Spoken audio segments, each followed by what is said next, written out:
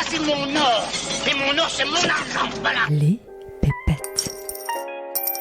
N'ayez pas peur, madame, c'est de l'argent honnête. Et honnêtement gagné.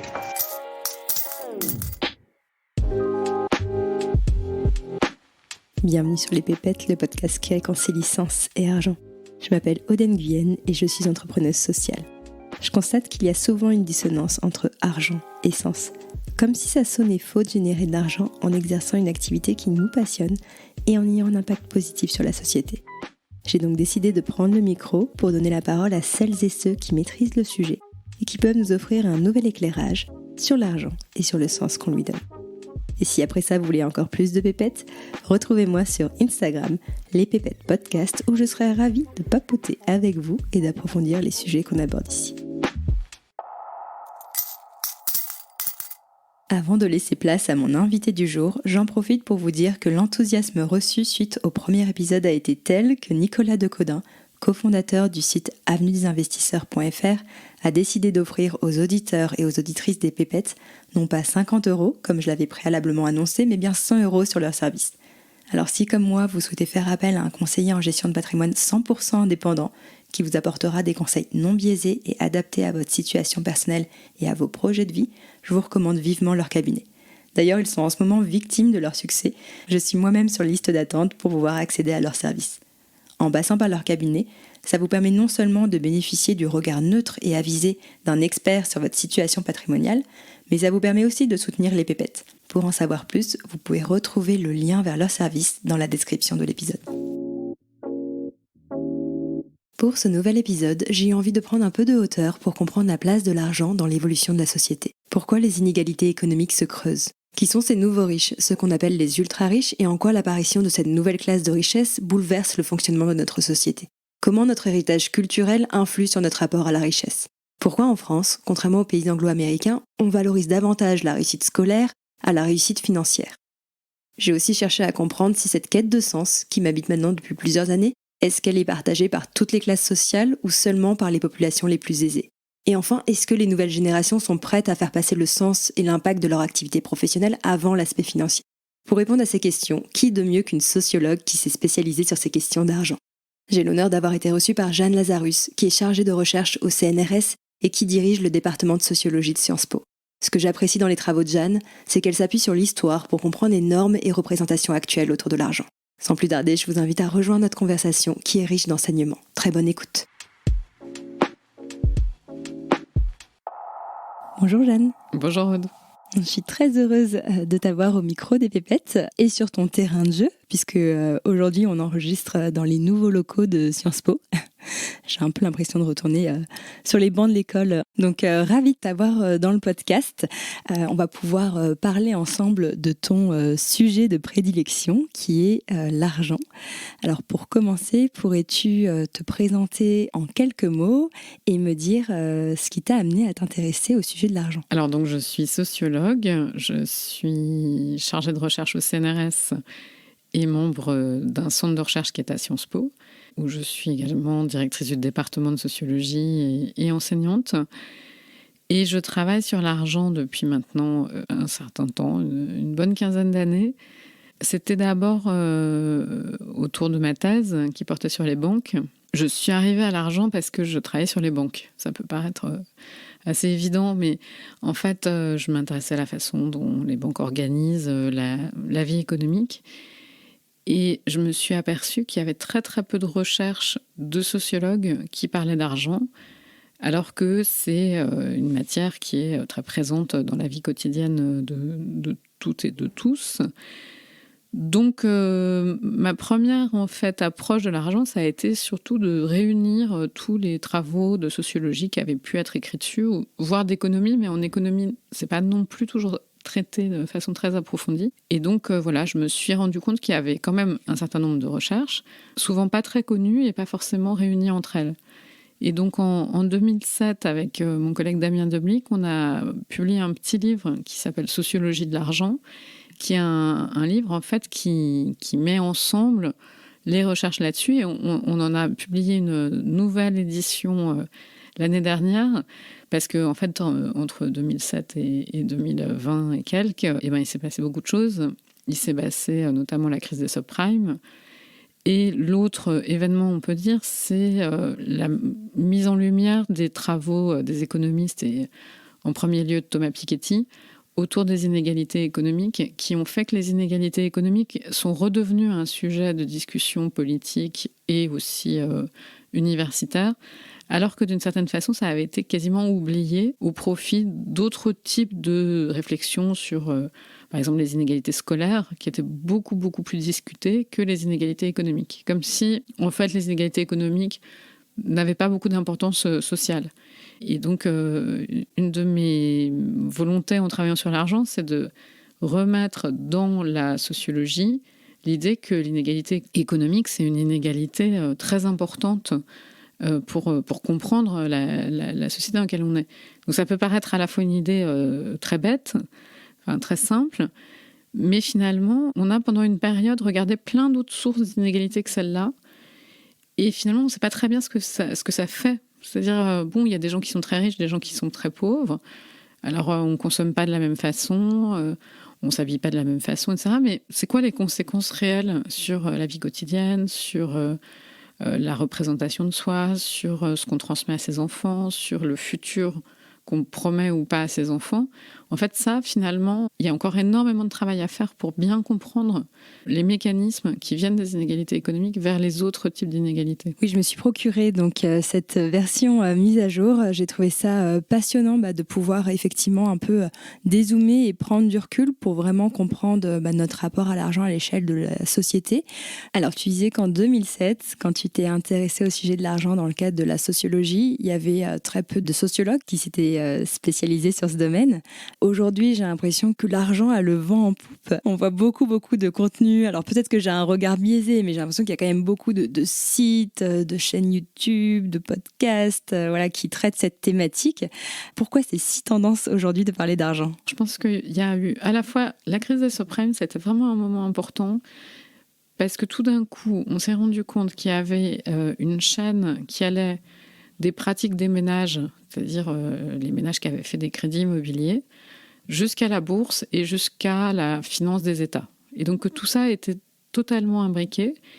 Et comme on a énormément parlé de cette crise des subprimes et que ça a été expliqué dans les journaux, à la télévision, etc., ça a été relativement clair pour tout le monde. Qu'on n'avait pas un monde économique à part. Par exemple, que les gens qui étaient spécialisés sur la finance, c'était un tout petit monde de gens hyper compétents qui ne se parlaient qu'entre eux et que le reste de l'humanité n'avait rien à voir avec ça. On s'est rendu compte qu'en fait, tout ça était vraiment lié et que c'était important d'aller regarder ce qui s'y passait parce que ça pouvait avoir des conséquences de déstabilisation massive des économies, mais aussi des modes de vie. On a vu les effets sur la classe moyenne de cette crise des subprimes aux États-Unis, mais aussi les effets en chaîne que ça avait sur les ménages qui avaient emprunté en Grèce, en Espagne, etc. Donc, sans forcément bien comprendre tous les micro-mécanismes, c'est devenu, je pense, très clair pour beaucoup de gens que la question des finances individuelles, c'était une question importante. Alors que jusque-là, moi, je travaillais déjà sur la banque depuis quelques années. Souvent, les gens me disaient « Mais c'est quoi l'intérêt de la banque ? Pourquoi tu t'intéresses à ça ? En quoi c'est une question sociologique ?» Et là, il n'y avait plus besoin de répondre à cette question. Plus personne ne m'a posé cette question ensuite. Donc ça, c'est la première raison. La deuxième raison, c'est cette mise en avant des inégalités économiques qui est vue comme vraiment le grand problème, enfin l'un des grands problèmes politiques du moment. On se rend compte qu'on a des gens qui sont extrêmement riches. On a même des nouveaux mots, les super riches, les ultra-riches, etc. On ne sait même pas comment les qualifier, le 1%. Donc on a cette nouvelle catégorie sociale qui est visible. On a régulièrement des unes de journaux sur les plus grandes fortunes, les rapports d'Oxfam, par exemple, qui parlent des milliardaires à travers le monde. Donc on voit bien qu'il y a une nouvelle classe de richesse qui n'était pas aussi importante il y a 20 ans, il y a 40 ans, et qui nous ramène au début du XXe siècle et à des types d'inégalités très très puissantes qu'on pensait avoir vu disparaître. Donc ça remet les questions d'argent sur le devant de la scène des enjeux politiques. Par ailleurs, il y a eu des tas de mouvements autour de l'éducation financière Donc ça, c'est ce que j'ai essayé de raconter dans un livre qui est sorti l'année dernière qui s'appelle « Les politiques de l'argent », où les États des pays riches, depuis la fin des années 90, s'interrogent sur la façon dont les ménages vont réussir à maintenir leur niveau de vie malgré les transformations du monde du travail, malgré les baisses des assurances sociales et l'effritement de la protection sociale qu'on voit de façon plus ou moins forte selon les pays, mais qui est vrai dans la plupart des pays. Et donc, une des solutions, ça a été de dire on va apprendre aux gens à mieux gérer leur argent. Et on va rendre plus clair ce que c'est qu'un placement financier.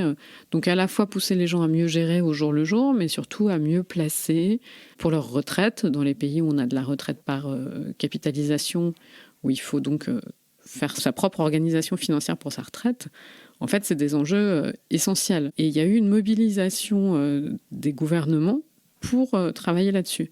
Donc, la question des finances individuelles a pris de l'ampleur. Et en parallèle, on a aussi plein de petits organismes privés ou d'influenceurs. Alors, avec YouTube, on a encore un nouvel outil, mais ça existait en fait déjà avant, d'apprentissage de comment devenir riche. C'est très fort aux États-Unis, en Amérique latine. Ça arrive un peu plus tard en France, parce que le modèle français est un modèle avec une plus grande protection sociale. Mais dans des pays où il y a peu de protection sociale, ça fait très longtemps que les individus sont à la recherche de moyens de se protéger eux-mêmes et donc d'outils pour savoir comment gérer leur argent, comment placer, comment s'enrichir. Donc on a depuis très très longtemps des tas de manuels pour expliquer ce qu'il faut faire avec l'argent. La conjonction de tous ces phénomènes explique que les enjeux d'argent sont de plus en plus visibles et qu'on se met à en parler davantage. Je dirais qu'en France, vraiment le moment de basculement, c'est le quinquennat de Nicolas Sarkozy, qui a énormément parlé d'argent, qui était vraiment centré sur cette question en permanence, en disant on ne gagne pas assez d'argent en France, les personnes riches sont méprisées, ça n'est pas normal, il faut donc qu'on libère les énergies économiques, qu'on baisse les impôts, qu'on laisse les riches devenir plus riches parce que c'est bon pour tout le monde. Et ça a été vraiment un moment de basculement où on s'est mis à avoir énormément de débats, de magazines, etc., autour des questions d'argent. Et je le situe vraiment dans cette période-là, donc de la fin de la première décennie du XXIe siècle. Est-ce que c'est cette période, du coup, durant cette période où Nicolas Sarkozy était au pouvoir, où les inégalités économiques se sont encore creusées en France ? Ce serait un peu injuste de dire que ça a commencé sous son quinquennat, mais on a une progression de ces inégalités économiques depuis les années 80. Mais ça s'est encore accéléré. En fait, un des phénomènes importants de la hausse de ces inégalités, c'est l'augmentation des prix des logements, qui, elle, vraiment date des années 90, de la fin des années 90, où en fait, tout d'un coup, les logements dans les grandes villes, mais pas seulement, ont pris énormément de valeur. Donc, les personnes qui avaient déjà des logements, qui étaient propriétaires ou qui avaient hérité, ont vu leur patrimoine augmenter sans qu'elles aient rien à faire. Et à l'inverse, les personnes qui n'avaient pas encore commencé à devenir propriétaires ou qui n'avaient rien hérité, ont vu la possibilité de devenir propriétaire de moins en moins possible.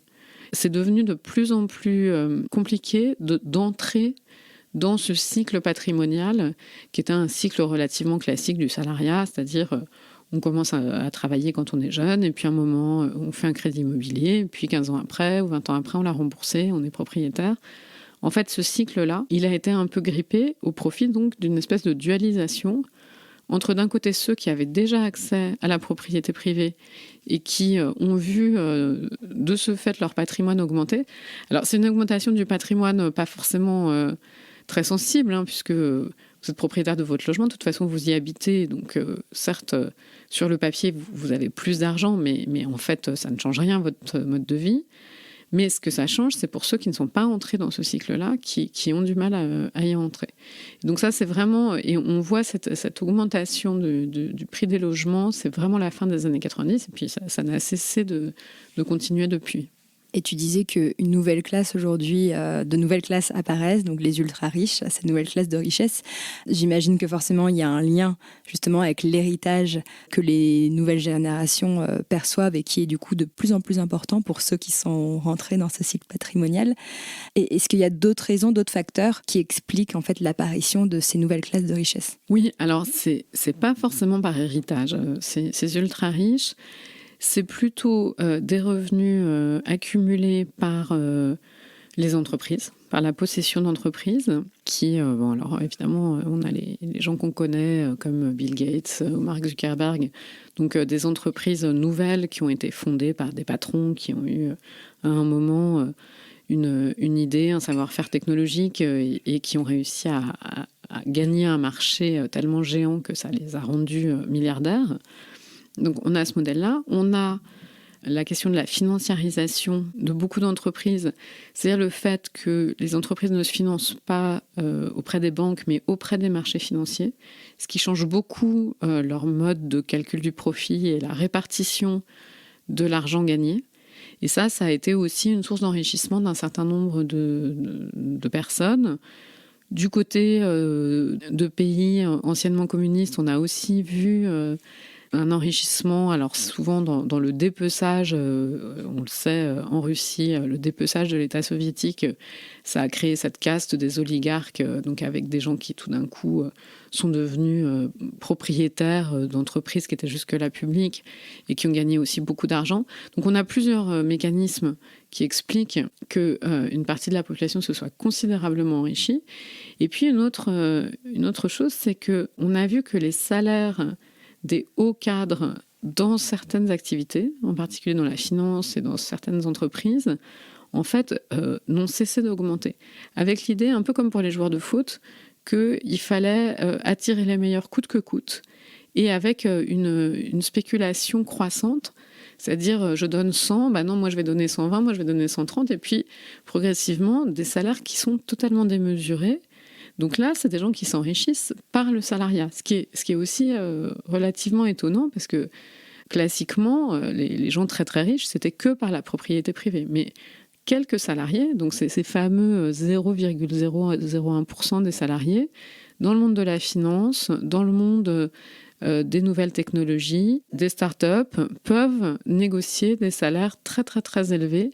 Et ça, c'est un mouvement mondial. C'est-à-dire que à Paris, le cadre ou le futur PDG qui négocie son salaire va dire « mais regardez à Londres ou à New York, je pourrais toucher plus, donc je veux m'aligner là-dessus ». Et donc il y a aussi une espèce de course à l'échalote, de concurrence pour attirer ceux qui sont vus comme étant les meilleurs dirigeants, qui a conduit aussi à faire monter les prix et avec une dualisation très forte. C'est-à-dire qu'en même temps qu'on faisait ça, on disait sans cesse que la masse salariale était trop lourde, que les salariés étaient trop protégés, qu'on allait délocaliser pour avoir des ouvriers moins chers dans d'autres pays. Donc une espèce de séparation entre une partie qui cumule beaucoup de ressources économiques et autres, et puis une partie qui cumule de moins en moins de ressources et qui n'a même plus cette ressource qui était la protection collective. En tout cas, dans cette ressource-là, se voit mise en danger. En quoi la multiplication de ces ultra-riches impacte aujourd'hui la structure de la société? Alors ça a des effets dans les entreprises, dans l'organisation du travail, parce que pour qu'une partie de la population soit si riche, ça veut dire que les richesses produites sont partagées autrement que ce qu'elles ont pu être, la façon dont elles étaient partagées avant. Donc, en particulier, c'est le partage des bénéfices des entreprises qui va de plus en plus vers les dividendes des actionnaires. C'est ces salaires très élevés pour les hauts cadres au détriment soit des salaires, soit des modes d'emploi, enfin des statuts d'emploi des personnes les plus précaires. Donc on a cette sociologue du travail appelle la dualisation du marché du travail. Donc avec des gens qui sont très protégés, qui sont capables de négocier de très bonnes conditions, et puis de l'autre côté des gens qui sont sous-protégés. Ça, c'est très vrai aux États-Unis, par exemple, c'est très visible aux États-Unis où la protection sociale n'est pas homogène comme elle l'est en France. Et donc, quand on négocie, quand on est un salarié, qu'on négocie avec son employeur, On négocie le salaire, mais on négocie aussi tout ce qui va autour. C'est-à-dire l'assurance maladie, le type de fonds de retraite. Éventuellement, on va demander à ce que les études des enfants dans les universités très chères soient prises en charge par l'entreprise. On peut demander des jours de congé pour maladie d'enfants, enfin, j'en sais rien. Donc, on a toute cette protection, elle est négociée au cas par cas. Et ce qu'on voit, c'est que plus les gens sont hauts dans la hiérarchie, plus ils arrivent à négocier un cadre protecteur. Et plus ils sont bas, moins ils sont protégés. Donc, ils ont des emplois où il n'y a pas d'assurance associée. Donc, s'ils tombent malades, ils doivent payer eux-mêmes tous leurs soins. Il n'y a pas d'assurance si ils sont au chômage. Et ils ont des systèmes de retraite minimes qu'ils doivent eux-mêmes payer. Donc, on voit bien que c'est un système très paradoxal où plus on est protégé, plus on est protégé. Et à l'inverse, de l'autre côté, non seulement on est pauvre, mais en plus, on n'a pas accès à des protections. Donc ça, c'est la première question. La deuxième question, c'est que ces gens très riches, ils ont aussi accès, beaucoup plus que d'autres, au monde politique et à la décision publique, en particulier en matière de fiscalité. Et donc, c'est ce que montre une chercheuse qui a travaillé sur les... Elle s'est intéressée aux banques qui sont situées essentiellement dans des paradis fiscaux, qui reçoivent l'argent des gens les plus riches, donc c'est des gestionnaires de fortune. Et elle a montré que donc non seulement ils cherchent à jouer sur tous les systèmes fiscaux différents pour essayer de faire en sorte que leurs clients payent le moins d'impôts possible, mais l'étape d'après, c'est qu'ils vont voir les États en leur disant « Si vous voulez garder chez vous la fortune des milliardaires, il faut que vous mettiez tel et tel élément dans vos lois fiscales. Donc il faut que vous rendiez plus facile ceci, cela, et que globalement, vous les exonériez d'impôts. » Donc ça, c'est un effet très fort de la présence accrue de gens très riches, c'est qu'ils ont un poids politique et une capacité d'influencer les décisions des États qui est croissante. Et on le voit quand l'Europe veut fiscaliser les grandes entreprises américaines, c'est très difficile. Alors il y a des choses qui sont visibles et dont on parle, et puis il y a plein de choses qui sont très très invisibles, qui sont des petites décisions fiscales que la plupart des gens ne peuvent pas voir parce que ça ne fait pas l'objet de débats publics, personne ne se rend compte que ça va avoir des effets, mais ça permet de comprendre que parfois les gens les plus riches sont des gens qui ne payent pas d'impôts ou quasiment pas d'impôts. Et donc le résultat, c'est ensuite des effets d'appauvrissement des États et de privatisation d'un certain nombre d'activités qui étaient collectives avant. Donc parfois ça peut se justifier que certaines activités soient privatisées. J'en sais rien, il y avait des entreprises... après la guerre en France, il y avait plein d'entreprises qui avaient été nationalisées. On peut discuter, est-ce qu'il fallait les garder ou pas, les privatiser. Mais il y a aussi cette vision qui est de plus en plus contestée d'un monde où on aurait d'un côté des gens qui pourraient acheter eux-mêmes tous les services qui étaient avant des services publics, donc qui n'ont plus besoin qu'il y ait des services publics, et de l'autre côté, les gens qui ont besoin de services publics, qui n'ont plus suffisamment de poids politique pour s'assurer que ceux-ci soient toujours en état de marche. Donc ça, c'est des grands enjeux de politique publique, avec des grands débats. Les partis politiques ne sont pas tous d'accord là-dessus. Mais en fait, cette présence des ultra-riches, elle est visible dans le débat politique. Si on regarde les débats autour de l'ISF, par exemple, on voit bien qu'on parle de gens très concrets, avec d'un côté ceux qui disent qu'il ne faut pas avoir ce genre d'impôt parce que les gens vont partir, les gens très riches vont quitter la France. De l'autre côté, des gens qui disent si on n'a pas des impôts comme ça, c'est totalement injuste parce que les gens les plus riches, ils bénéficient des services publics comme les autres, mais ils ne contribuent pas à hauteur de leurs possibilités. Donc on a ce type de débat-là. Mais on voit qu'ils sont présents dans les représentations des uns et des autres, ces ultra-riches. J'ai le sentiment que on n'aime pas les riches en France, peut-être pour des raisons justifiées par rapport à tout ce que tu viens de décrire, en tout cas concernant les ultra-riches. Et en revanche, on est quand même fasciné par les riches.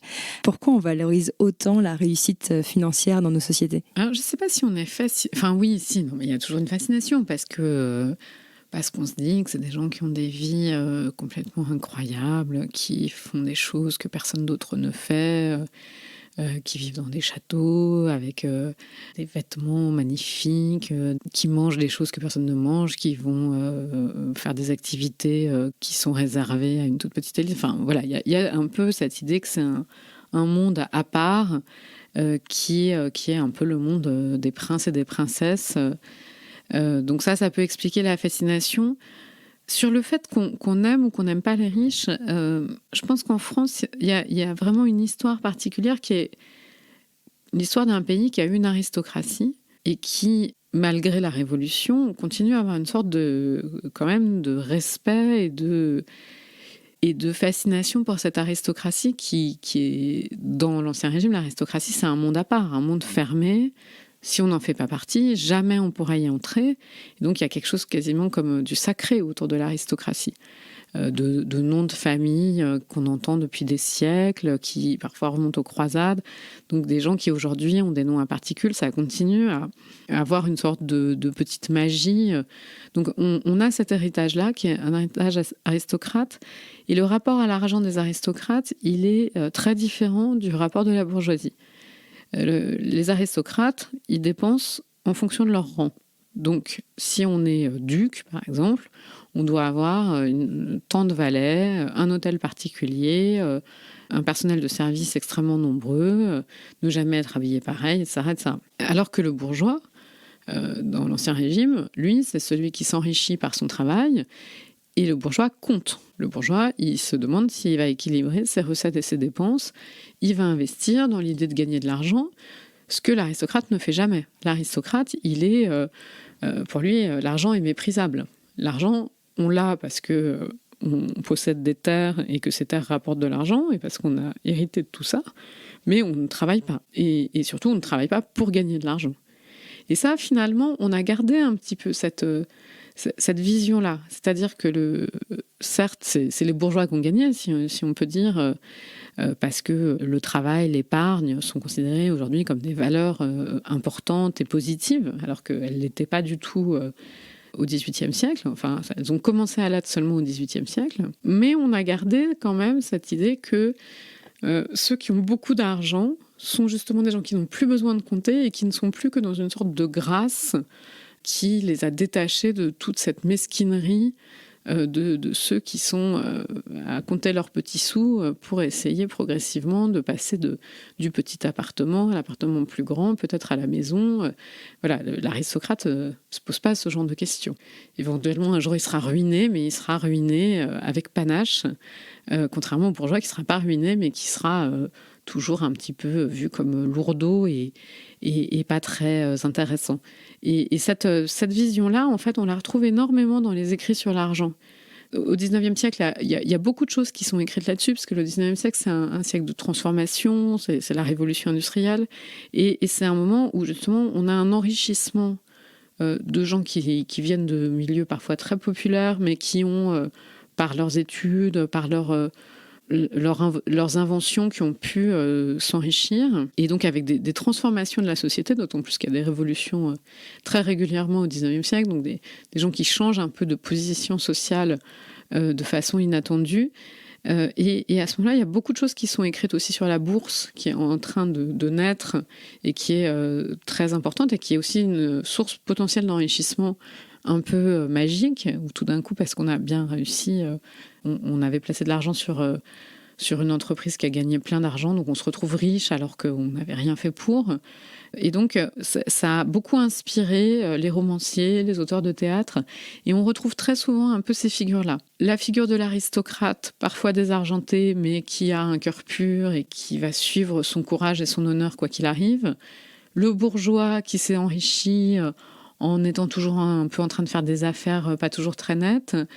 Et le bourgeois qui vient, par exemple, racheter le château de l'aristocrate. Et puis, au fur et à mesure de la pièce de théâtre, finalement, tout est déjoué et l'aristocrate retrouve l'ordre des choses. Et la jeune femme ou la jeune fille de l'aristocrate qui était obligée de se marier avec le bourgeois parce qu'il n'y avait plus d'argent, finalement, va pouvoir épouser l'homme qu'elle aime, qui est un poète, mais qui est en fait le frère ou le fils du voisin aristocrate. Enfin, il y a un peu toujours cette idée-là d'avoir d'un côté la mesquinerie petite bourgeoise et de l'autre côté des gens qui seraient totalement détachés des affaires économiques. Et tout ça étant relativement romancé, parce que on a toujours un peu des deux. L'aristocratie s'est maintenue par cette alliance avec la bourgeoisie, et donc s'est maintenue en devenant elle-même, en participant aux affaires, en participant aux investissements, en faisant en sorte de gagner de l'argent et de participer au capitalisme. Donc on n'a plus du tout cette aristocratie de l'Ancien Régime détachée des affaires. Et à l'inverse, les bourgeois, eux, ont cherché à gagner en capital symbolique, donc à pas seulement être des gens enrichis, mais à montrer qu'ils avaient de la culture, qu'ils avaient du goût, à faire des collections d'art et à faire en sorte de créer des dynasties qui deviennent des nouvelles aristocraties. Donc cette distinction-là, elle est vraiment importante pour comprendre notre rapport à l'argent.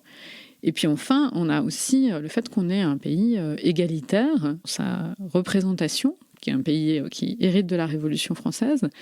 Et la Révolution française, elle dit que tout homme est égal, que chaque homme, c'est un homme, une voix. On doit participer à la vie politique à égalité, qu'on soit riche ou qu'on soit pauvre. Et donc, la richesse n'est pas une raison légitime d'avoir plus de pouvoir que le voisin. Et ça, c'est vraiment l'égalitarisme. La raison légitime d'avoir une meilleure position sociale dans la représentation de la France, c'est l'école. C'est d'avoir mieux réussi à l'école. Mais c'est pas d'être plus riche.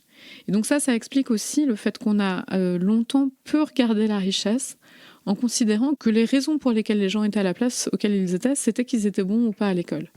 Et donc on a regardé ensuite, est-ce qu'il y a une égalité dans l'accès à l'école ? Donc c'est pour ça qu'on est la question de l'égalité des chances scolaires, c'est une question qui passionne la société française depuis très très longtemps, parce qu'on a l'idée que c'est par l'égalité des chances qu'on arrivera à l'égalité des positions dans le monde du travail ensuite. Mais c'est comme si les enjeux économiques là n'étaient pas présents. Comme si justement on avait réussi à avoir l'égalité civique, et donc les inégalités économiques, elles étaient quasiment de l'ordre privé. Or, ce qu'on voit, et pour revenir à la question de tout à l'heure sur pourquoi est-ce qu'on parle beaucoup d'argent aujourd'hui, c'est que c'est de plus en plus palpable que ces inégalités économiques ont des effets sur les inégalités privées, sur la réussite dans l'école, la réussite dans le travail. Elles ne sont pas ailleurs que dans la vie collective. J'ai cru comprendre que les Américains, que les pays anglophones, notre façon justement de voir la réussite et donc de centrer la réussite plutôt sur le mérite scolaire, c'est finalement une vision très élitiste dans le sens où l'argent va être le levier le plus accessible pour ceux qui n'en ont pas et va permettre justement à ceux qui font partie de classes sociales moins aisées de pouvoir s'élever socialement, donc dans l'échelle sociale.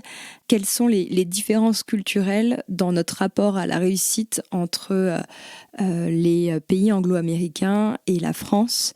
Est-ce qu'effectivement l'un va se baser beaucoup plus sur le mérite scolaire quand l'autre va beaucoup plus accorder du crédit à la richesse qu'une personne va être capable d'accumuler au cours de sa vie? Alors ça, c'était des recherches qu'avait mené une chercheuse il y a une vingtaine d'années, qui avait demandé à des cadres américains, à des cadres français, de se classer les uns par rapport aux autres, en disant, dans votre vie, qui est-ce qui vous paraît être au-dessus de vous, qui est-ce qui est en dessous de vous, et selon quels critères. Et elle avait déduit de ça que les cadres nord-américains, pour se classer, ils utilisaient beaucoup la question de la réussite financière. Donc en disant, celui qui est au-dessus de moi, c'est celui qui gagne plus, qui a une plus grosse voiture, une plus grosse maison. Alors que les cadres français, c'était beaucoup plus autour de la réussite scolaire. Celui qui est au-dessus de moi, c'est celui qui sort d'une meilleure école ou qui a un travail plus prestigieux. Elle disait, les Français marquent des frontières anti-socio-économiques.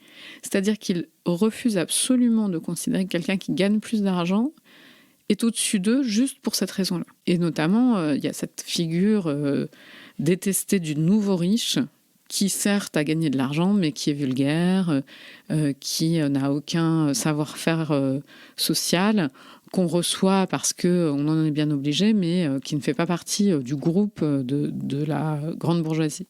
Pour faire le lien avec ce que tu disais tout à l'heure, c'est justement parce qu'on a une très bonne image donc, dans l'histoire des aristocrates et pas forcément des bourgeois. C'est ça. En tout cas, on peut avoir une image un peu critique des aristocrates, mais on a une forme de fascination pour l'idée que l'aristocratie, c'est ce détachement des questions matérielles.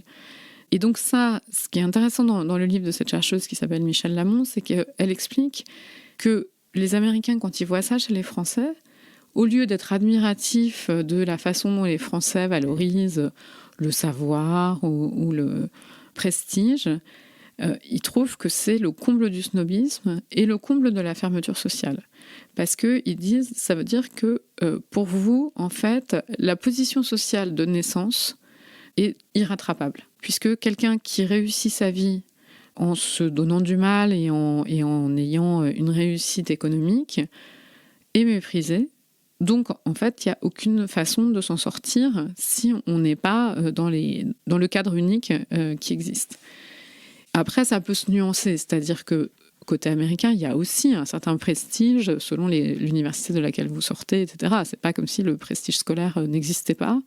Et il y a aussi un certain mépris pour les nouveaux riches. Enfin, donc il ne faut pas non plus penser que aux États-Unis, il suffirait qu'une personne ait de l'argent pour que toutes les barrières sociales s'effondrent. Mais en tout cas, en France, c'est vraiment fort le fait que la réussite économique ne suffit pas à la réussite sociale. En tout cas, quand elle a fait ses enquêtes il y a une vingtaine d'années, c'est sûrement assez différent aujourd'hui. Il y a sûrement une évolution là-dessus. Mais ce qui est intéressant, c'est qu'en faisant cette enquête-là, elle a rejoint des conclusions qui avaient été faites un siècle plus tôt par le sociologue Georg Simmel, qui est sociologue allemand, qui a écrit un livre qui s'appelle « Philosophie de l'argent » en 1900, donc il y a vraiment très très longtemps, et dans lequel déjà il dit que l'argent, c'est ce qui procure de la liberté à ceux qui n'en ont pas. Ça procure de la liberté d'avoir de l'argent pour lui, parce que on peut se détacher de toutes les convenances, on peut aussi se détacher des liens sociaux. C'est-à-dire que si j'ai besoin, par exemple, j'en sais rien, que quelqu'un me conduise à l'aéroport, si je demande à ma sœur de le faire, eh ben, j'aurai une dette envers elle, et puis il va falloir que je lui demande gentiment, et puis peut-être que ça ne l'arrangera pas, etc., etc. Si je paye un chauffeur de taxi, une fois que j'aurai payé, mon lien avec lui est terminé et je n'ai pas à être redevable. Donc l'argent permet de se libérer des liens sociaux, mais ça c'est la première chose, disons de façon micro, et plus largement, ce qu'il dit, c'est qu'il permet aux membres des groupes parias dans les sociétés. Et Simmel était juif, et il sait très bien que les juifs, dans la plupart des sociétés où ils se sont trouvés, étaient des groupes qui étaient exclus, et très souvent n'avaient comme seule possibilité de travail que d'être les usuriers, et donc de vendre l'argent. Et Simmel l'explique, c'est le moyen pour les gens qui n'ont rien d'autre, qui n'ont pas de reconnaissance sociale, d'attache sociale dans une société donnée, par l'argent, ils peuvent y entrer. Et ils peuvent trouver un moyen d'y entrer. Certes, un moyen qui n'est pas aussi prestigieux, aussi sécurisant que simplement d'être issu d'une famille qui est bien installée, mais c'est le seul moyen que trouvent les groupes parias, et il dit que partout dans l'humanité, c'est toujours les groupes parias qui se sont occupés d'argent. Et quels que soient dans tous les pays. Et que c'est pas pour rien, que c'est justement parce que l'espèce de puissance de l'argent, c'est d'effacer un certain nombre de liens sociaux. Alors après, dans son livre, il montre aussi toutes les limites à ça. Et qu'une société où l'argent est de plus en plus présent, comme l'est la société occidentale qu'il observe à la fin du 19e siècle, ça transforme totalement les liens sociaux et ça peut avoir des effets destructeurs. Donc il n'est pas du tout... c'est pas un chantre de la monétarisation à tout prix. Mais il montre bien que, certes, il y a beaucoup de transformations et de problèmes à avoir une société où l'argent est plus présent, mais que ça permet une sorte de liberté sociale et que ça permet de faire de la mobilité. Alors que si on est simplement sur la naissance, par exemple, eh bien, il n'y a aucune mobilité possible. On a parlé beaucoup d'argent jusqu'à présent, mais un autre sujet que j'aime particulièrement et que j'aimerais aborder avec toi, c'est le sujet du sens. Aujourd'hui, on vit une crise de sens. Avant, on parlait de la crise de la quarantaine, la crise du milieu de vie. Aujourd'hui, on parle plutôt de la crise du quart de vie, de la crise des 25 ans. Autour de moi, j'ai de plus en plus de personnes qui veulent changer de voie professionnelle, qui vont justement ne plus tant accorder de valeur, ou en tout cas qui vont pas placer leur critère principal quand ils cherchent un job sur l'argent justement, mais qui vont plus accorder de valeur au sens que va leur apporter cette activité professionnelle. Alors après, je sais pas si, encore une fois, si c'est une réalité subjective, si j'ai tendance à projeter ma réalité sur l'ensemble de la société, et c'est pour ça aussi que je suis intéressée d'avoir ton avis par rapport à ça. Mais est-ce que cette quête de sens que moi je ressens au quotidien, elle touche toutes les classes sociales? Est-ce que du coup, il y a une sorte de corrélation entre le niveau de ses revenus ou le niveau d'épargne dont on a à disposition et ce besoin de retrouver du sens dans sa vie? Si je le dis de manière crue, ce serait est-ce que cette quête de sens, en fait, c'est un problème de riches? Alors, c'est pas forcément un problème de riches, c'est plutôt un problème de diplômés. Et c'est plutôt, en fait, un vieux problème pour ceux qui seraient destinés par le système scolaire à devenir les cadres des entreprises ou de la fonction publique. Et le vieux problème, c'est de s'assurer que ces gens-là viennent. Et ces gens-là, ils ont depuis toujours plein de possibilités, beaucoup plus que des gens qui sont dans des situations de pénurie de ressources et qui sont obligés de prendre ce qu'il y a comme travail. Mais quand on a des ressources supplémentaires, des ressources économiques, mais des ressources en termes de diplôme, et en termes aussi de représentation des possibles, parce que le fait d'avoir fait des études, ça nous a permis de voyager parfois, par tout l'apprentissage qu'on a pu avoir aussi, souvent d'avoir un spectre plus large de futur qu'on peut s'imaginer. Et donc la question pour les entreprises, par exemple, ça a toujours été comment je fais pour que les gens veulent bien venir.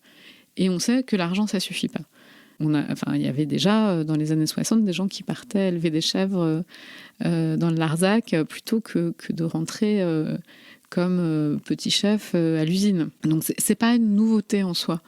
Par contre, c'est vrai que c'est un sujet qui est de plus en plus présent, aussi parce que les universités se sont mises elles-mêmes à beaucoup mettre en avant ces enjeux-là. Dans les écoles de commerce, il y a de plus en plus de choses sur le capitalisme vert, sur la responsabilité sociale des entreprises, à la fois sous la pression des élèves, mais aussi sous la pression du mouvement social en général, de demandes qui sont faites aux entreprises, de montrer qu'elles sont responsables, de montrer qu'elles respectent l'égalité homme-femme, qu'elles ne font pas de discrimination raciale, qu'elles font aussi du bien à l'environnement, ou en tout cas pas trop de mal. Donc les entreprises sont pressées de ça. Et en fait, le paradoxe, c'est que les entreprises demandent des professionnels de la responsabilité. Et donc une sorte de bureaucratisation de ces enjeux d'apporter du sens. C'est-à-dire que dans les entreprises, vous avez des gens dont le métier, c'est de définir quel est le sens de l'entreprise.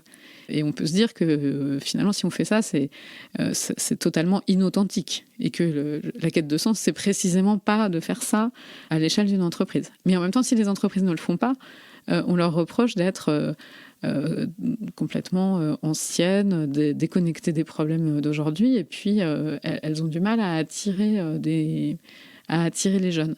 Donc c'est vraiment un sujet très présent. Cela dit, une fois qu'on a dit ça, moi je connais surtout Sciences Po et l'insertion des jeunes diplômés de Sciences Po. Je vois que la plupart des jeunes continuent à aller dans les entreprises quand ils sortent de Sciences Po.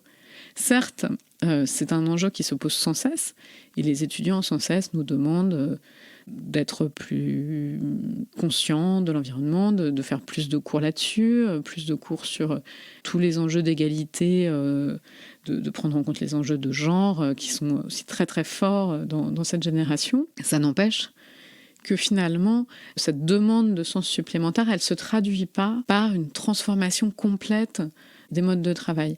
Alors, la période du Covid a été particulière. Il y a ce que les Américains ont appelé la grande démission, c'est-à-dire qu'on a l'impression aujourd'hui qu'il n'y a plus personne nulle part, qu'on n'a plus personne dans les hôpitaux, qu'on n'a plus de profs, qu'on n'a plus de serveurs dans les cafés, on n'a plus de bagagistes dans les aéroports. Enfin, quand on ouvre le journal, on a cette impression très forte de retrait général, de gens qui disent on ne veut plus. Et ce qui est intéressant aussi, c'est que c'est à tous les niveaux.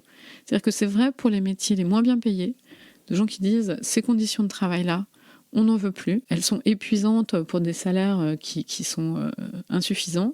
Et puis, dans les métiers plus qualifiés, on trouve aussi du côté, par exemple, des médecins, des gens qui disent qu'on ne veut plus aller à l'hôpital parce qu'on nous met dans des conditions de travail indignes. On a une demande qui n'est pas juste en fait une quête de sens individuel, mais qui est aussi une quête de respect et qu'on pourrait lire finalement dans des termes très classiques de lutte des classes. Simplement de dire on est dans une position de force aujourd'hui quand on est travailleur dans certains secteurs parce que vous avez besoin de nous et si vous voulez qu'on vienne, il faut nous payer davantage. Donc il y a vraiment cette question du salaire finalement qui est... on revient à l'argent, là, on n'est pas sur le sens, mais on est vraiment sur c'est quoi les conditions de travail, c'est quoi le droit du travail qu'on applique, c'est quoi les salaires qu'on va recevoir. Mais en fait, derrière ça, il y a aussi la question d'être respecté. Si on reprend la question des emplois du CARE, les très faibles salaires qui sont donnés, par exemple, aux aides ménagères ou aux personnes qui s'occupent des personnes âgées, c'est la faiblesse de ces salaires, c'est aussi un manque de respect de leur travail. Et donc, quand on demande une augmentation de salaire, il y a l'aspect matériel, mais il y a aussi derrière l'aspect de dire on reconnaît que ce travail a de la valeur et que la personne qui fait ce travail a de la valeur. Alors si on revient sur justement ces jeunes diplômés qui vont toujours autant postuler pour des entreprises, mais qui vont demander à ces entreprises de justifier quel est le sens de leur activité, finalement c'est quand même un peu superficiel. Donc les entreprises vont essayer de définir quelle est leur raison d'être, quel va être leur impact positif sur la société. Et de ce que je comprends, ça va être finalement une raison qui va être suffisante pour attirer de jeunes diplômés. Alors, si c'est trop superficiel, ça se voit. C'est pas forcément entièrement superficiel. Ça peut avoir des effets réels d'entreprises qui, par exemple, ne font plus travailler des enfants pour fabriquer les vêtements ou les chaussures. Ça, c'est des choses réelles parce que il y a des pressions qui sont suffisantes pour les pousser à agir réellement. Et par ailleurs, c'est très important. C'est-à-dire que si on veut changer le monde d'une certaine façon, et ça, je pense que c'est aussi la réflexion de beaucoup de diplômés. C'est pas forcément par l'extérieur. Ça peut être en se disant je participe à rien, en tout cas je participe pas au monde tel qu'il est parce qu'il me déplaît trop, et je vais essayer d'en créer un autre avec quelques-uns et de créer un nouveau monde entre nous. Ou on peut aussi se dire si je veux changer le monde, il faut que j'aille au cœur de la machine et changer le cœur de la machine. La question de savoir si c'est superficiel ou pas, d'une certaine façon, la réponse vient de la pression qu'on met dessus. Si on dit qu'on change les modalités énergétiques, eh ben on a besoin d'ingénieurs qui vont inventer, qui vont trouver des moyens de moins polluer, de faire de l'énergie qui détruise moins la planète. On peut se dire, évidemment, on va dépenser moins d'énergie, ça c'est sûr, mais on a aussi un mode de vie qui ne va pas changer du jour au lendemain. Mon point, c'est pas de juger ce qui est plus authentique ou pas plus authentique, mais dans les choix qui peuvent être faits par les jeunes qui se disent que le monde ne peut pas continuer tel qu'il est, ça peut être un choix de rentrer dans la machine telle qu'elle existe aujourd'hui et de se dire que c'est là qu'il faut changer, et d'autres qui se disent qu'il faut le faire de l'extérieur ou qu'il faut le faire en trouvant des nouvelles manières de vivre, des nouvelles manières de travailler qui ne soient pas dans ce monde industriel. Mais moi, c'est une discussion que j'ai souvent avec les collègues qui travaillent sur les enjeux environnementaux. Moi, je ne travaille pas là-dessus, mais comme je travaille sur les banques, par la finance, je vois arriver beaucoup ces questions-là, puisque la question de la finance verte, par exemple, se pose beaucoup. Et pour une partie, la finance verte, c'est superficiel, évidemment. C'est de financer j'en sais rien, on sait bien, par exemple, le biogaz, que ça peut paraître plus écologique, mais qu'en fait, ça pose des tas de problèmes écologiques. Donc, c'est pas... Il n'y a pas la finance verte qui sauverait le monde et puis le reste de la finance qui serait nocive. En fait, c'est pas une solution magique. Mais en même temps, moi, ça m'intéresse beaucoup de regarder ce que font réellement les banques quand elles disent qu'elles font de la finance verte. Et d'aller regarder ça de très près pour justement pousser à ce que ce soit le moins superficiel possible, à ce que toutes les questions soient posées, et puis qu'on y arrive à faire de la finance verte. Parce qu'après tout, ça peut être une solution. Et donc, par exemple, les gens qui font des thèses de sociologie, qui veulent s'intéresser à l'environnement, qui ne s'intéressent pas seulement à des fermes super bio où on produit autrement avec 4 ou 5 personnes, mais qui regardent aussi ce que font les entreprises agroalimentaires. Parce que ça a des impacts massifs sur l'environnement, et si ces entreprises se transforment, si elles sont menées par des gens qui se disent la quête de sens, c'est au sein de ce monde-là que je veux la chercher, eh bien on a aussi d'autres leviers. Et ça, je pense que c'est ma formation de sociologue de l'économie, le fait que je travaille sur les banques, qui fait que j'ai tendance à me dire il faut faire avec ces grosses machines-là. Elles sont là, elles sont extrêmement puissantes. Donc on ne peut pas juste dire on les méprise et on est ailleurs, parce que sinon elles continueront à faire comme elles ont toujours fait et elles sont trop puissantes pour que ça s'arrête du jour au lendemain. Donc moi j'ai plutôt tendance à me dire qu'il faut aller à l'intérieur pour essayer de faire bouger les choses. Est-ce que tu as des données justement sur à quel point aujourd'hui les jeunes et nouvelles générations vont privilégier le sens à l'argent ? Non, j'ai pas de données. Je sais pas s'il existe des sondages là-dessus. Moi, ce que j'ai vu, mes données qui sont les étudiants que je connais, c'est que j'ai l'impression qu'une partie des étudiants voudraient bien les deux. C'est-à-dire voudraient bien garder le confort des métiers prestigieux et rentables, et en même temps se dire qu'ils sont généreux, qu'ils font le bien de l'humanité, etc. etc. Et je l'ai beaucoup vu quand j'ai enseigné justement la finance alternative. Je voyais des étudiants qui assistaient à ce cours, qui étaient des étudiants en finance, qui donc se destinaient à devenir, à travailler dans des banques, mais qui auraient voulu que je leur donne une formule magique pour pouvoir travailler dans les banques comme avant et gagner autant d'argent qu'avant, tout en étant plus vertueux. Et moi, ce que je leur disais, c'est qu'à un moment, il faut sacrifier quelque chose. Et donc, soit on sacrifie la vertu, soit peut-être qu'on va sacrifier un peu l'argent. Mais que, il faut bien à un moment changer. Si on veut changer, c'est coûteux. C'est coûteux soit en termes de confort de vie, soit en termes de rapidité, soit en termes de carrière qu'on va mener. Mais on ne peut pas changer les choses en se disant qu'on va avoir le même confort qu'avant. Et ça, je pense que plus les générations vont avancer et plus ça va être clair pour elles. C'est très, très difficile, en fait, de répondre à cette question, de savoir est-ce qu'il y a beaucoup de gens qui sont prêts à quitter le monde de l'entreprise pour faire autre chose. Parce que si tu demandes aux jeunes de 25 ans, est-ce que c'est important pour vous de donner du sens à votre vie, 100% vont te dire oui. Savoir ce que tu es prêt à sacrifier pour ça, en fait, c'est très difficile. Et d'une certaine façon, on ne le sait pas avant d'avoir été vraiment devant l'épreuve, de savoir si on prend ou pas le travail, si on prend le risque à un moment, quand on est dans un emploi très satisfaisant par plein d'aspects, de le quitter pour aller faire autre chose où on ne sait pas bien si ça va nous plaire.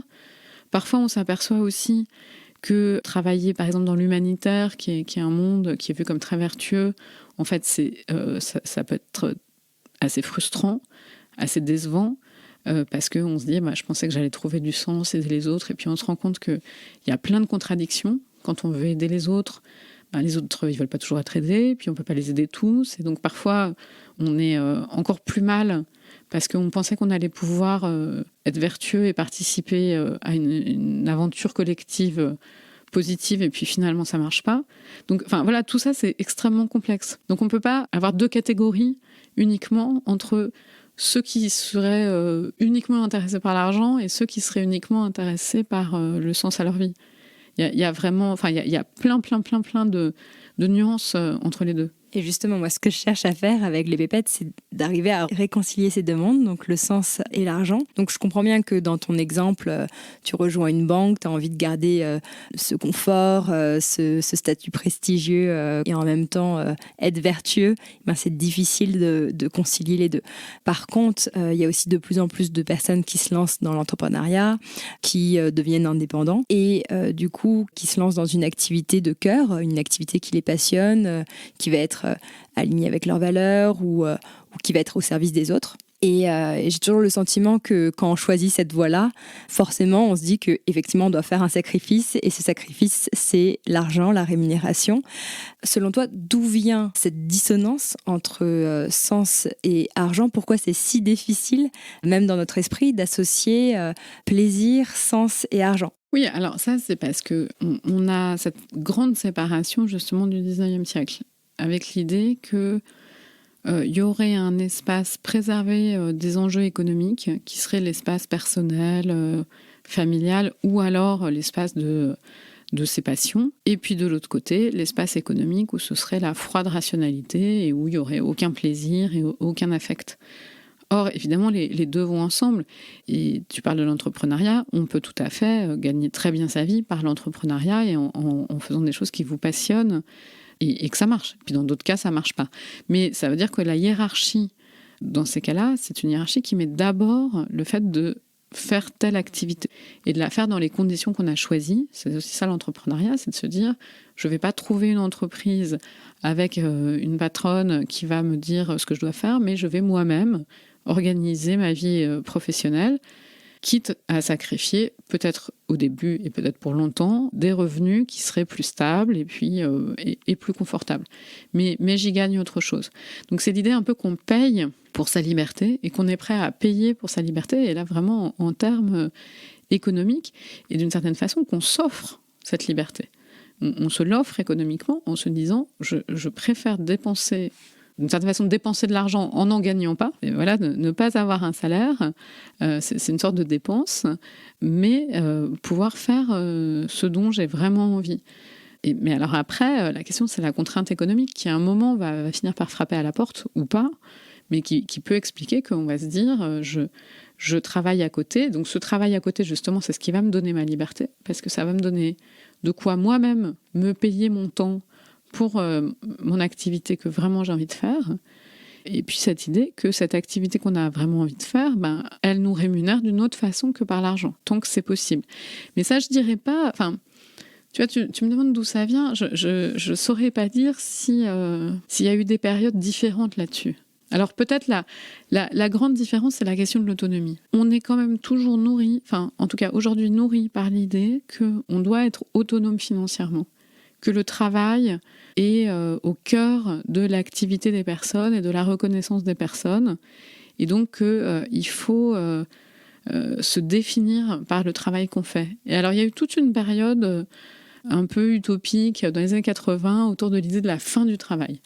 Que justement en période de crise économique, on disait en fait on a moins besoin de travailleurs puisque on a une productivité tellement importante qu'on pourrait travailler tous beaucoup moins et produire autant, et on trouverait plein de moments de liberté pour faire plein d'autres choses que de travailler. Mais finalement en fait ça n'a pas bien marché parce que on reste accroché à l'idée que on doit travailler, que c'est les revenus du travail qui sont les vrais revenus, et que chaque personne est un être accompli parce qu'elle gagne sa vie elle-même. Et donc, je pense qu'il y a aussi cet enjeu-là, en fait, dans l'idée de trouver du sens à sa vie, mais oui, mais toujours avec l'idée qu'on doit aussi gagner sa vie. Que le sens de la vie, c'est par le travail. Alors que, on le sait, et notamment dans les sociétés catholiques, le sens de la vie, il a longtemps été religieux. Le travail, c'est une chose qu'il faut bien faire, mais le lieu du sens, c'est la religion qu'on partage avec tout le monde. Et donc, on a sans cesse des fêtes religieuses, ne serait-ce que la messe le dimanche, mais il y a aussi sans arrêt des moments de rituel pour que le religieux donne du sens. Et en fait, cette quête de sens, elle n'apparaît... Enfin, on ne parle de quête de sens qu'à partir du moment où on n'a plus cet encadrement-là qui nous donnait un sens sans qu'on ait besoin de le chercher, parce qu'il était là avant qu'on arrive. Une autre chose qui peut être perçue comme immorale, c'est de gagner beaucoup d'argent quand on est à la tête d'une fondation ou d'une association, alors que d'un point de vue moral, c'est complètement OK de s'enrichir quand on va être à la tête d'une grande compagnie pétrolière ou d'une entreprise d'armement, comme si moralement, c'était pas accepté de gagner beaucoup d'argent quand on a un métier où les valeurs humaines sont très présentes. Par contre, c'est complètement OK de rémunérer au prix fort les personnes qui vont occuper un métier dans un domaine, disons, peu éthique. Donc on est quand même dans une société où on a le sentiment qu'il faut soit choisir une activité qui va avoir un impact positif sur la société, qui va être alignée avec ses valeurs, mais qui va être peu rémunératrice, versus une activité qui va être hautement rémunératrice, mais pour autant qui ne va pas nécessairement avoir un impact positif sur la société. Donc comme s'il y avait une corrélation négative entre l'impact positif qu'on a à travers son activité professionnelle et le niveau de ses revenus. Comment on explique ça ? Est-ce que c'est la culture judéo-chrétienne qui a influencé aussi notre vision des choses, notre rapport à l'argent ? Quel est ton regard par rapport à ça ? Oui, donc ça voudrait dire qu'on Quand on gagne beaucoup d'argent, on va le payer d'une façon ou d'une autre parce qu'on va être jugé immoral. Je ne suis pas sûre que ça marche toujours. C'est-à-dire qu'il y a des gens qui gagnent beaucoup d'argent et en plus qui sont considérés comme des êtres très moraux. Je pense, j'en sais rien, même des sportifs, des acteurs. Le fait de gagner beaucoup d'argent n'est pas toujours vu comme étant le résultat d'une activité sulfureuse. Alors pas forcément, mais c'est rare que ce soit le résultat d'une activité qui soit vraiment utile aux autres. Et oui. Non, mais ça j'entends bien. Ça, j'entends bien. Alors, sur les associations, il y a la question de la source de l'argent. C'est aussi ça un élément intéressant, important de compréhension de la liberté qu'on a ou pas avec l'argent. L'argent qu'on a gagné par son entreprise, par son salaire, on considère que c'est un argent dont on dispose librement. L'argent qui vient de l'État, qui est versé par des prestations sociales, ou l'argent que les associations peuvent avoir par des dons, il est vu comme étant moins libre parce que plus engageant. Dans cet argent, il y a le regard de la société, puisque c'est collectivement que cet argent arrive, soit par l'impôt, soit par des dons. Donc je me rappelle de scandales impliquant des dirigeants d'associations dont on s'était aperçu qu'ils s'étaient enrichis par les dons, alors que les gens donnaient de l'argent, non pas pour le dirigeant, mais bien pour la cause à laquelle l'association entendait s'atteler. Donc là, c'est vraiment la question de l'origine de l'argent. De l'argent qui est versé pour acheter des armes. Il n'y a pas l'idée que c'est un argent qui est marqué par le besoin d'une équité entre les personnes. Et donc ça, c'est un autre élément des travaux de Zelizer, c'est-à-dire le marquage de l'argent. L'argent est marqué, donc elle lutte beaucoup contre l'idée que l'argent n'aurait pas d'odeur. Elle dit au contraire, l'argent a une odeur. Selon d'où il vient, ce n'est pas le même argent. Et donc l'argent qui est gagné par un salaire, c'est pas le même argent que de l'argent qu'on aurait volé, ou de l'argent qu'on nous aurait donné pour notre anniversaire, ou de l'argent qu'on aurait reçu par une prestation sociale. Chaque argent est marqué, on ne le dépense pas de la même façon. Et ça peut expliquer, par exemple, que l'argent que les gens les plus pauvres reçoivent de l'État soit un argent qui est très surveillé. Sans cesse, il y a des polémiques sur le fait que les pauvres ne dépensent pas bien leur argent, qu'on leur verse trop d'argent, qu'on ne devrait pas leur verser de l'argent directement, mais on devrait leur donner des bons pour s'assurer qu'ils vont bien utiliser l'argent que la société daigne leur donner. Donc c'est un argent qui est beaucoup moins libre que l'argent qui est gagné par le salaire, par exemple. Un autre exemple, ça peut être l'argent dans un couple.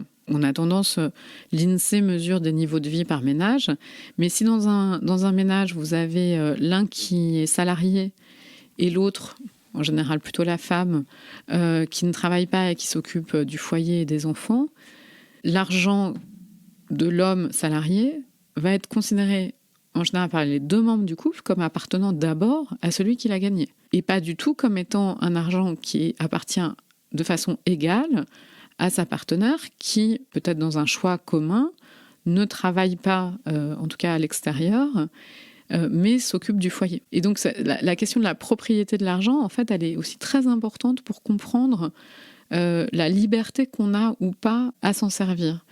Et donc, quand on est dans une association, l'argent, on n'en est pas vraiment propriétaire. On en est dépositaire dans l'idée qu'on est un intermédiaire vers la bonne cause qu'on veut servir. Et après, ça peut se décliner pour toute une série de métiers qui sont des métiers de service public où, effectivement, ce qu'on met en avant, c'est le fait qu'on est là pour servir collectivement et donc on ne doit pas être là pour s'enrichir. Et c'est pour ça, par exemple, qu'on a souvent des débats sur les salaires des élus, en considérant que ces salaires doivent être limités et que beaucoup d'élus ont des salaires bien inférieurs à ce qu'ils auraient avec des responsabilités équivalentes dans le privé. Mais en même temps, ça paraîtrait totalement démesuré de payer le président de la République comme on paye le PDG d'une entreprise. On considérerait qu'on ne peut pas vouloir être président de la République pour s'enrichir. Même si le salaire du président de la République est bien plus élevé que la plupart des salaires de la plupart des Français, mais malgré tout, c'est un salaire qui reste très raisonnable par rapport à beaucoup d'autres. Et donc, c'est vraiment important cette idée que l'argent est marqué. Et donc, que tout argent n'est pas équivalent. Et donc, on n'a pas la même liberté selon le type d'argent qu'on reçoit. Pour conclure, j'ai envie de te poser une question personnelle. On a parlé de la place de l'argent à l'échelle de la société, mais là, j'ai envie d'aller voir toi ce que tu penses à titre individuel. Après quoi tu cours ? Est-ce que tu cours après l'argent, le sens, le bonheur ou autre chose ? Oh là là. Comment répondre à cette question ? D'abord, j'essaie de courir le moins possible. Ces derniers temps, j'ai beaucoup couru après le temps. Dans une vie de chercheur, je pense qu'on court après le fait d'apporter des nouvelles idées. Enfin, moi, mon but, en tout cas dans ma vie professionnelle, c'est d'essayer de trouver peut-être une ou deux nouvelles idées que je creuse. Alors, je fais des enquêtes, etc. Il y a le fait de documenter plein de choses, mais il y a d'essayer d'apporter de nouvelles façons de voir, soit de voir des nouveaux problèmes, soit des problèmes qu'on avait déjà repérés, mais de les penser un peu autrement. Donc c'est vraiment ça qui est au cœur de ma vie de chercheuse. Après, les chercheurs, c'est pas des gens qui sont dans leur tour d'ivoire à ne faire que lire des livres et essayer de trouver des idées. La plupart de ma vie professionnelle, c'est de faire des cours, des réunions, des activités administratives à n'en plus finir. Donc, en fait, la première étape, c'est de trouver du temps pour avoir cette maturation et pour essayer de réfléchir un peu à tout ça. Et puis ensuite, d'essayer d'avoir des formes de reconnaissance de ma profession par l'avancement de ma carrière, qui sont des choses très, très prosaïques. Ce qui est bien aussi quand on est chercheur, c'est qu'on ne court pas après l'argent parce qu'on sait combien, quand on est chercheur au CNRS, on a des grilles de salaire et puis elles sont... Bon, on peut avancer en grade et on change dans la grille, mais enfin bon, c'est pas un métier où la question de l'enrichissement se pose et ça, c'est très reposant d'une certaine façon. Et puis, de façon plus personnelle, moi, je suis à un âge où j'ai des enfants, un travail qui est de plus en plus pesant, avec des responsabilités de plus en plus importantes. Et donc, c'est aussi un âge avec une intensité de choses à faire qui est très importante. Et donc, c'est aussi trouver des moments où je suis... où je n'ai aucune obligation, où je peux avoir du temps pour moi, pour voir mes amis, etc. Et ça, c'est un temps qui est très, très compté, en tout cas dans ces années-là, même si... en même temps, je suis ravie de toutes les activités que je mène, donc c'est pas une plainte, mais voilà, c'est donc le temps qui est pour moi peut-être la ressource la plus précieuse. Super, merci pour cette belle réponse. Ce sera le mot de la fin. Si on a envie de prolonger la réflexion ou de suivre tes travaux, où est-ce qu'on peut rediriger les auditeurs et les auditrices ? Eh bien, vers mes ouvrages. Donc, le petit livre Sociologie de l'argent ou le livre Les politiques de l'argent, qui est un livre vraiment de recherche. Voilà, et puis sinon, sur le site internet de mon centre de recherche, le Centre de sociologie des organisations, où là, il y a la liste de mes publications qui sont pour une part très académiques, mais il y a aussi un certain nombre de publications qui sont dans des supports plus destinés à un public extérieur à l'université. Génial, je mettrai tout ça dans les notes de l'épisode. Merci beaucoup Jeanne, c'était un vrai plaisir. Je t'en prie, merci à toi.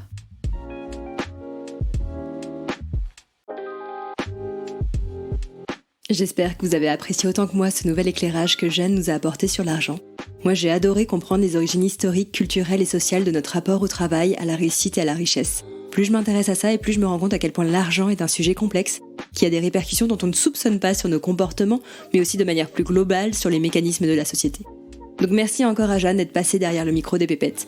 J'en profite aussi pour remercier Patricia qui m'a laissé récemment l'avis suivant sur Apple Podcast. Super podcast, très riche d'informations et qui change de ce qu'on a l'habitude d'écouter. Merci beaucoup Patricia pour ces mots qui me donnent un coup de boost supplémentaire pour continuer d'avancer. Si vous êtes arrivé jusque-là, c'est que vous appréciez sûrement le podcast, donc n'hésitez pas à faire comme Patricia et à partager votre avis sur Apple Podcast. Ça permettra à d'autres de le découvrir. On se retrouve dans 2 semaines pour un épisode un peu spécial pour cette fin d'année. Ce sera l'occasion pour moi de tester un nouveau format, donc je vous donne rendez-vous mardi dans 2 semaines. Et d'ici là, je vous souhaite de remettre du sens dans vos finances.